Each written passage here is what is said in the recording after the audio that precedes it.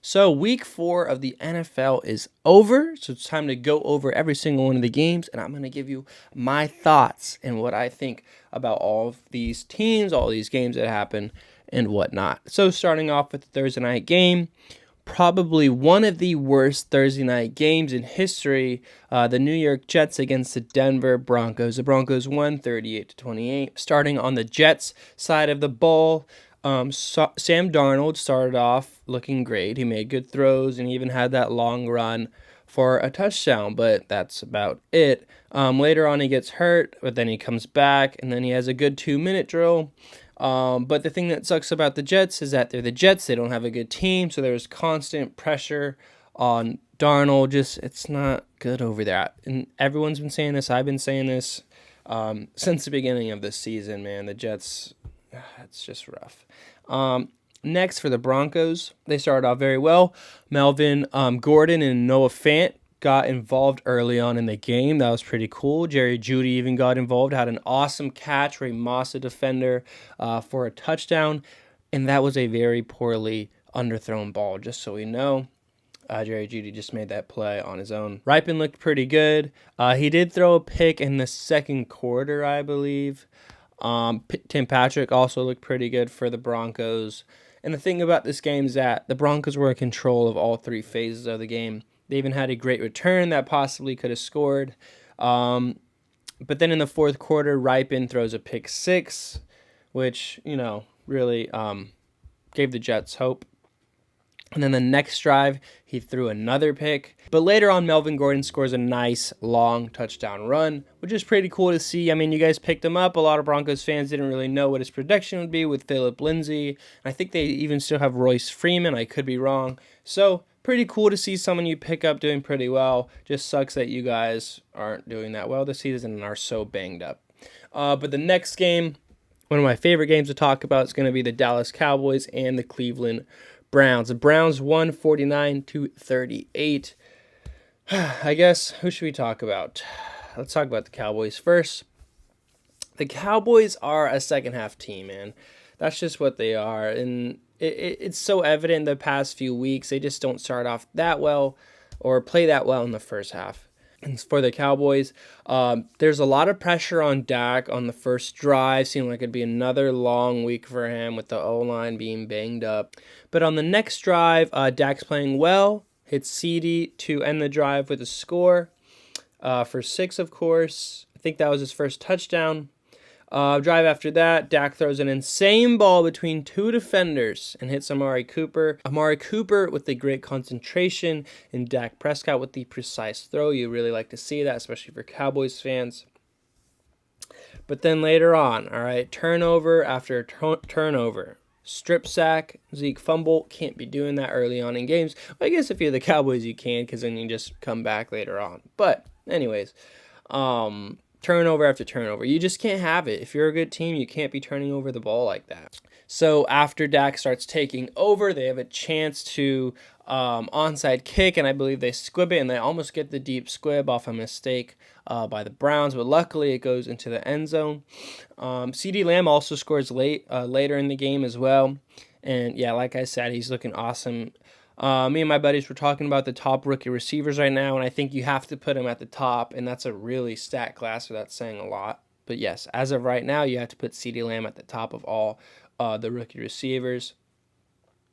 He does get a lot of touches and whatnot, but he still looks awesome. And then after that, I believe they went for like a weird squib onside that didn't work out when they should have went with their onside that they got against the Falcons, but it is what it is. Cowboys fans, it's interesting because I don't know if you're good. Also, I don't know if the Browns are good. But I think the Browns are more trending up, and I think the Cowboys are kind of just staying at this same spot they've been all season. But, it's pretty rough. It's hard to make. I don't know what to make of this game, honestly. But whatever. Next, we have the Seattle Seahawks going up against the Miami Dolphins. The Seahawks won 31-23. Fitzmagic starts with a pick, didn't look too good. But afterwards, he plays pretty well, but they don't score that much. The Dolphins are, they're a solid team. They'll hang in there, it seems like, with anybody. Not really much to talk about with the Dolphins, but For the Seahawks, they look good. Russ looks good. There's an awesome play to David Moore. I really like David Moore, by the way. I'm a big fan of his this year. I had no idea he was going to be this good, but I really like him. But Russ, he threw a pick in the red zone, so you don't really like to see that. But on the bright side, Chris Carson is back. He's looking good. Like I said, David Moore's balling out. He scores in the fourth quarter. I'm a big fan. The Seahawks are playing well. Dolphins are not that bad of a team. Next up, we have Carolina versus Arizona. The Panthers look really good on the first drive. They get a fourth down conversion, and then they end up scoring a touchdown, which is always huge. And then they get the ball back and score another touchdown. And then they get the ball back again and throw a pick. So that's kind of how the Panthers go. It happens. But they started off well, had a pick. And then after that, it was kind of back and forth between the two teams. And then in the third, there's a strip sack, and then they score a touchdown. Mike Davis, he's running well. He's looking good. I'm a big fan. Hopefully, when McCaffrey gets back, they use him more. I really like him. And for the Cardinals, it takes their fourth or fifth possession for them to get things going and score points. Luckily, it was a touchdown, their first score, but their next score was late in the fourth quarter.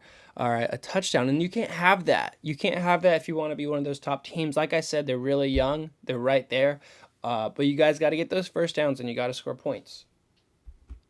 You have to do that to be a good team. Next, we're going to talk about the New Orleans Saints and the Detroit Lions. So Matt Stafford and the Lions actually start pretty well.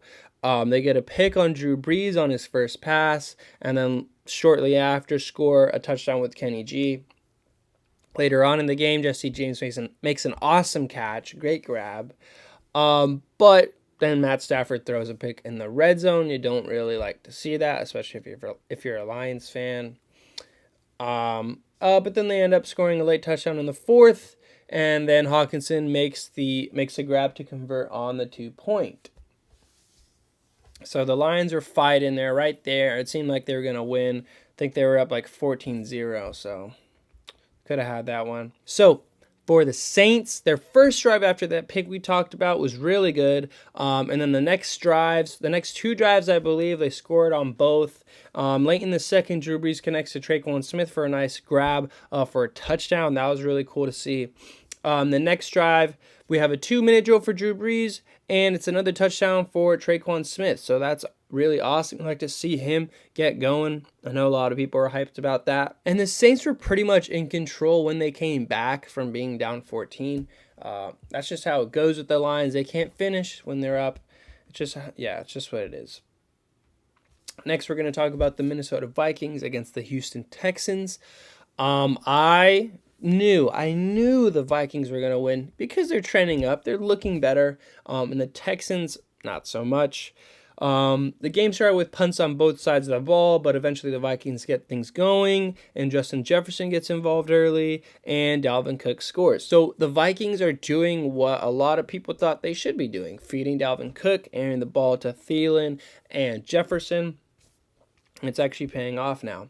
But later on, there's a fumble for the Texans on a punt, and the Vikings recover and get a field goal out of it. And then the next possession, they drive down, pick up a 4th and 1, and then Dalvin Cook scores another touchdown. And later on in the third, they get another nice drive going.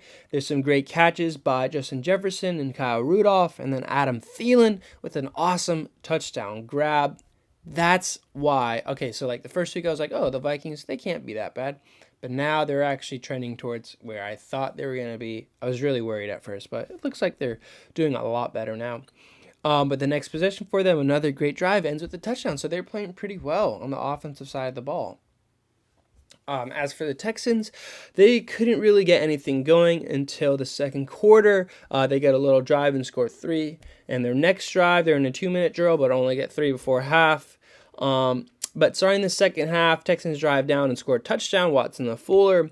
Next drive, there's a deep bomb from Watson to Fuller, but they only get 3 on that drive. So Watson and Will Fuller are connecting. You like to see that for the Texans, finding his new number 1 since DeAndre Hopkins is gone. And around 5 minutes in the fourth quarter, Deshaun keeps them in the game by driving down and scoring a touchdown. And the last drive of the game, Watson takes them all the way down, all right, to 1st and goal on the 1, I'm pretty sure. On the 1, They can't punch it in. They lose yards. So on fourth down, they try to throw it, all right, and they score. Will Fuller catches it in the back of the end zone. Then they have to get the 2-point, but they review it. Turns out Will Fuller drops the ball. But, I like the fight from the Texans. I like the fact that Watson knows that Fuller's his guy, and he's going to aim for Fuller now, which reminds me I should probably pick him up in fantasy now that I think about it. So next we have the New York Giants against the LA Rams. The Rams only won 17-19. Very surprising. I think a lot more people thought the Rams would blow out the Giants.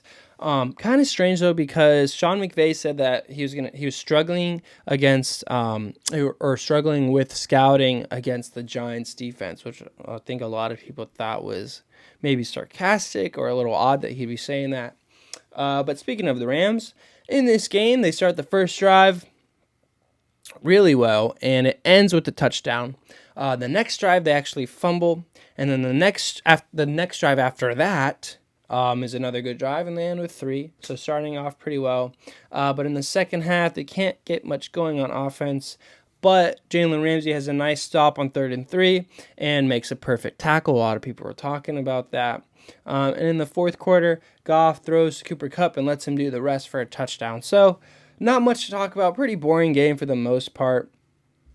Fourth quarter is their next touchdown. So that's what I'm saying. It's kind of weird against the Giants. That's it. But speaking of the Giants, they actually get a turnover early in the game and end up getting 3 points. And then they get a good 2-minute drill for another 3 points before the half. And at the end of the third, they end up driving, pick up a 4th and 3, but only get 3 points off of that. And then later in the fourth, Giants are driving now to score. Then Daniel Jones makes an awesome play, breaking like 2 sacks. And then I think he ran for a first, but later on in that drive, he gets picked off. So that's the Giants season for you. That's kind of how it goes. But they're not the most talented, so at this point, I don't know. Just if you're a Giants fan, just be happy you're probably going to get a really good pick. Next, we're going to talk about the Buffalo Bills against the Las Vegas Raiders. This was a game I was actually watching with my buddies, and it was a fun game to watch, actually, the whole time. So the Bills won 30-22. First drive, I believe the Bills drive down and score a touchdown. Their next drive, they drive down and score another touchdown with a crazy catch with Cole Beasley. Cole Beasley was on my fantasy team, so that was huge for me. And then the drive after that, it's another good one, but they only get 3. But the bad thing is Allen gets hurt. It's his shoulder. Eventually he comes back, though. That was kind of scary for Bills fans. And the Bills got the ball at the end of the third. They drive down, and Allen sneaks it in for a touchdown, but they missed the PAT. And after a turnover, the Bills get the ball, and Josh Allen absolutely launches it to Stephon Diggs, and Diggs makes an incredible catch. A few plays later, Singletary punches it in. And the next drive, they're in field goal range, and Josh Allen takes a ridiculous sack, which you cannot have. I'll always say that, not always, but for this season, I'll say Josh Allen is still young. He's wild. He'll probably always be wild. But hopefully that's something he learns from. You can't take sacks like that. You just can't do it. So now for the Raiders, their first drive, they go down, they score 3, which is always really good. You always want to score in that first drive. Makes a big difference in the game. Sometimes it's easier to score on that first drive, getting to see what the defense is running. The defense is seeing what you're running. It's kind of like you feel it out on that first drive. So big that they score 3. And their next drive is really good. They end up scoring a touchdown at the end of the first half. Their first drive of the second half is another good drive. They only end up getting 3, but it's a good drive. And then they get the ball back at the top of the fourth. And then Darren Waller fumbles. Can't have that. Their next drive, they go to get a 4th and 1, and then the Bills stop them with 9 minutes left in the fourth. That was a huge play. I did not like the call there. Very horrible call. They did like a run out of shotgun. At least play action if you're going to be in shotgun or do a boot. I don't like that. Or if you're going to run the ball, be in a heavier set. No. Me and my buddy, who's a Raiders fan, did not like that call. But the next drive, Hunter Renfrow makes a ridiculous, huge play. And then very soon after, there's a strip sack on Derek Carr. So very crushing for the Raiders. But then they get the ball back again. There's a huge PI call. Then the Raiders score. Nelson Aguilar scores. Then they try the onside, and it's unsuccessful. So basically, the Raiders are not bad. Okay, against the Saints, I figured that, the Saints were just playing bad. The Raiders had a good game. But the Raiders are proving that they're actually a very solid team. They even hung in there with the Patriots. So I'm going to believe the Raiders hype. As much as I didn't want to, I will believe the Raiders hype. I do like the way the Raiders play. They have heart. I like Gruden. Think Carr's playing better. Think they're utilizing their dudes. Henry Ruggs. Hunter Henry. That's funny. Henry Ruggs is hurt, so once he gets back, I think this should be more of a problem than they already are. Next, we're going to talk about the Jags and the Bengals. So, for the Jags, Minshew's first drive ends with a pick. Never want to see that. Next drive, they're in field goal range, but then they miss. Their third drive is very nice. It ends with a beautiful touchdown pass to DJ Chark. And the next drive ends with a field goal. And then before the half, Minshew has a good 2-minute drill for another field goal. And they don't score or get anything going until the top of the fourth when they score 3 points. And then the next drive after that, they convert on a 4th and down with a great catch by DJ Chark. And then later on, Chark scores. And they're trying to stay alive at the end of the game. They drive down to get 3, go for an onside, don't get it, and that's game. But for the Bengals, the biggest thing for the Bengals is Joe Burrow. He's the only reason why they win games. It's pretty cool, actually. But I don't believe they score in their first drive. On the second drive, they end up getting 3. The drive after that was really awesome. They pick up a 4th down to get it within the 5. But then Miles Jack gets a great pick on Joe Burrow. Tough play for the Bengals. But the next drive is another good drive, and Joe Mixon ends up scoring an awesome hurdle touchdown. That deserved one of these. He gets a chef's kiss. That was amazing. But the first drive, the second half, ends with Joe Mixon again running for a 6. That man is going crazy. And then they get the ball back, and Mixon does it again. And then they get the ball back again and score 3. Next drive, another 3. And then the last drive, another 3. So if you're playing fantasy, make sure you pick up the Bengals kicker. But yeah, Joe Burrow is the main reason why. Oh, and Mixon, dude. Joe Burrow and Mixon are the 2 reasons why I would ever pick the Bengals to win any more games. They're just balling, man. Joe Burrow is proving to be... He's probably going to be Rookie of the Year. I just got to say it. So, anyways, next, we're going to talk about the LA Chargers against the Tampa Bay Buccaneers. People thought the Chargers were going to win. I thought they were going to win. They were up by a good amount, I feel like. But then the Chargers do what they do, and they choke. So, looking at the Tampa Bay side of things... The first drive for them looks really good. Ends with an awesome Cameron Brate touchdown. They're airing it out. That's what I've been saying. They should be airing it out. Like, that's why you get Tom Brady and all these weapons, right? You want to air it out. So that's, like, really awesome to see. I'm glad they're starting to do that. But the next drive, of course, they're airing it out. And it's looking good until there's a pick 6. Oof. No bueno. That's never good. But the following drive, they get into field goal range, go for the kick, and miss. Later on, the Bucs recover a fumble before the half, and then shortly after, Mike Evans scores a touchdown. So that's good for the Bucs. And then first drive of the second half, the Bucs passing again, and then it ends with O.J. Howard for 6. That's how they got to do it. So the next drive, Tom Brady has a very similar pass as last week to Scotty Miller, the deep over-the-shoulder big game play. That was pretty cool to see. Then not too long after, they connect for a touchdown. Next drive, when Brady really needs to answer back, he connects with Mike Evans on a big play, and they end up scoring a touchdown. The next drive, they're trying to put the game away, and Gronk makes an awesome play on 2nd and 11, snatching the ball away from the defender.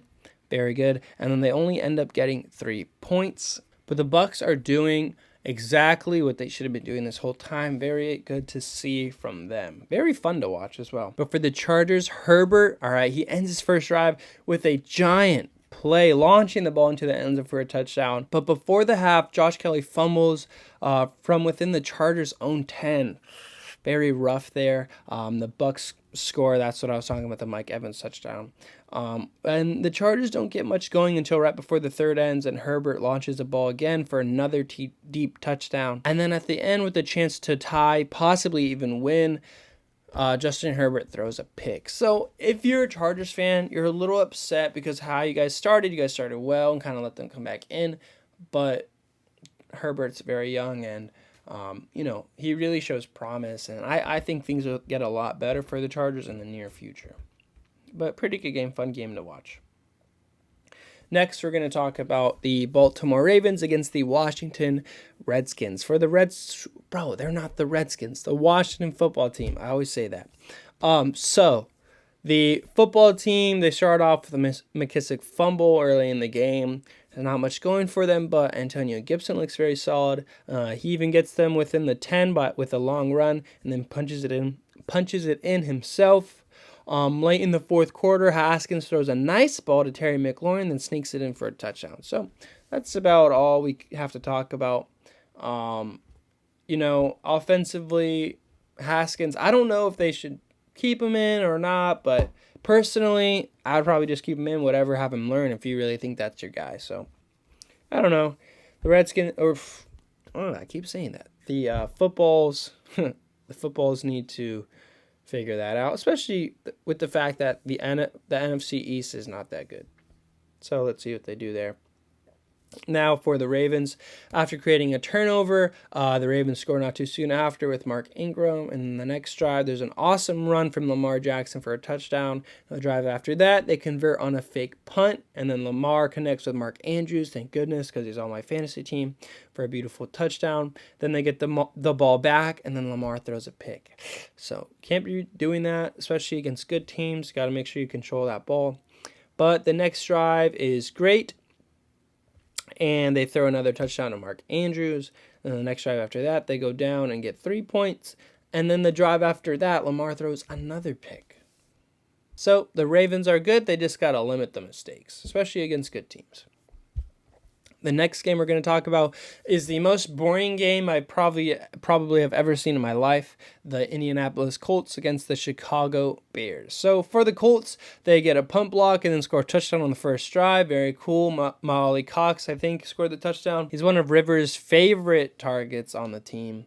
So that's a bright spot for them. The Colts have a lot of good drives, but they only end in field goals. So that side is pretty boring too. Now, on to the other side for the Bears. Their fourth drive, they finally get a score, but it's only 3 points. The next good thing to really happen for the Bears is late in the fourth when Robinson makes a nice touchdown, and then they get the 2 point. It's this game was so boring. The Bears are not good. I've been saying this. Some people were mad at me. I didn't put them in top 10. The Bears are not good. They're just not. Okay? Anyways. Next, we're going to talk about my 49ers against the Philadelphia Eagles. That one sucked. That one was not fun to watch. Did not enjoy that. So, for the 49ers, okay, we'll start with the Eagles. And I will talk about the 49ers, and then I'll rant. So for the Eagles, Wentz throws a pick early on, but bounces back, drives down and scores, runs it in for 6, and then get the 2-point conversion. I don't know why they went for the conversion. That was weird. But the one good thing about Wentz scoring was that I had $5 on him being the first touchdown scorer.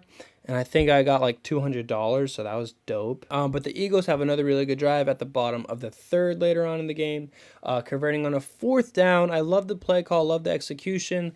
They started up in a tight set, like they were going to run the ball, and then they went to a spread set. Then they went back under center and did a QB sneak. That was pretty cool. Might run that. But the Eagles were running so many gadget plays, and it was just too obvious. You really got to work those in. You got to have plays, because they had Jalen Hurts come in, like he was going to do a double pass and stuff. But like everyone knew that was coming. They kind of need to work those in. Like you have to run the ball with Jalen Hurts first. So they're like, oh, he'll run the ball like Taysom Hill would, stuff like that. So that was kind of weird to see. But later on, the Eagles make a really big play. They score a touchdown off the turnover. It was a great pass by Carson Wentz and a nice play by the receiver. We had like a 5th stringer guarding him, so I don't even know who was who. But anyways, the Eagles score there. I thought that was pretty funny. My friends are just like, who are these guys even playing? But good for them. Good for you guys. Now going to the 49ers side. aside, that was kind of frustrating. Not kind of, but very frustrating to watch. So we start off with a pick. Very cool. We had some momentum, but then don't do anything on the first drive. And then the second drive, Mullins misses a throw to Juice. And, a lot of people pointing that out. I mean, yeah, you can't blame one play, a few plays. Just got to play better. But, got to make that play. Who knows what happens off of that.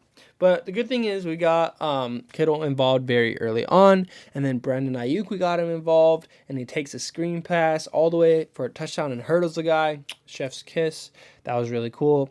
Later on, Mullins is driving. He gets a big play to Kittle. Gets to the red zone.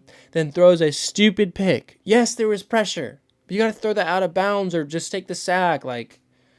Oh my gosh. He just forced to throw. That was very frustrating. You can't do that in the red zone. But anyways, they get the ball back, and then it's a nice drive, and it ends with a Kittle touchdown. And then I noticed that the 49ers in third and long a lot. That's not good. It was very frustrating. But anyways, 3rd and 10 minutes in the fourth.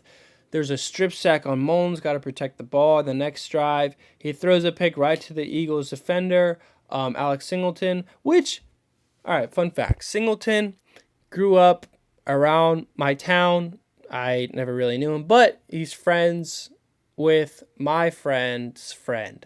And I think that's pretty cool. But yeah, good for him. Good for the local boys going out there and balling out. I think he has a pretty awesome story, too. He's like a really good, I think, Canadian Football League player. Got picked up by the Eagles. Now he's picking off Nick Mullins, making us bench Nick Mullins. But anyways, next drive, Bethard goes in, and he actually balls out. I really like Bethard. I don't know why Mullins was in before him, but it is what it is. He drives down and scores. We try to get the 2-point. We don't. We get the stop later on. We get the ball back. Not much you can try to do. And then we Hail Mary. It seems like we're going to get it. We don't. Just a frustrating loss. We can't have our quarterback turning the ball over 3 times. No team can do that. Very hard to win that way. Next, we're going to talk about the New England Patriots and the Kansas City Chiefs. So the Chiefs, they have a really good drive to start. They get Hill involved, but they only get 3 points. The next drive, another only 3 points. But then on defense, they get a pick, but then Watkins fumbles. You don't want to see that. And then the second half starts with the strip sack in the red zone on Hoyer. So that's really good for them.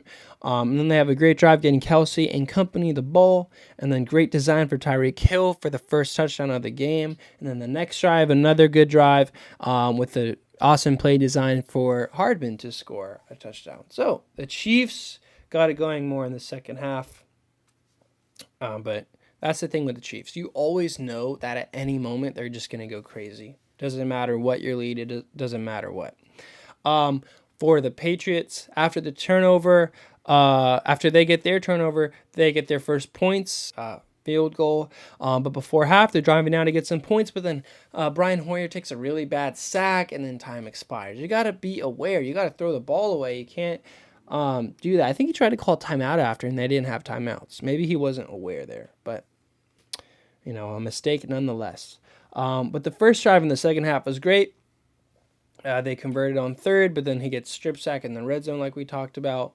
In the next drive, there's a nice run by Damian Harris, who I really like. Helps him get them down the field and score a touchdown with a nice catch from N'Keal Harry.